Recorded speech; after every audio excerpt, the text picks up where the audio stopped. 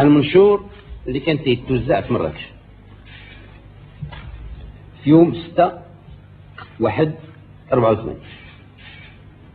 قال لك منه بعد الفقرات ديال الأمام كذلك، وراه مكبوطين صحابو، وحتى بعد وللأسف بعد المحامين صوار تعملوا التدريب توما تقبضوا.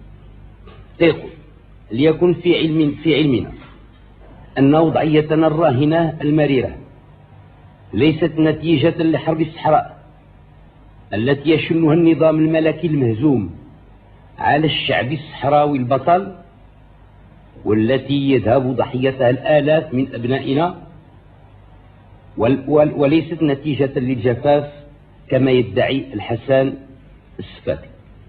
أنا تنقرأ شير ما تيرهبنيش، بل راجع إلى نهب خيراتنا من طرف الأمريكان والأعداء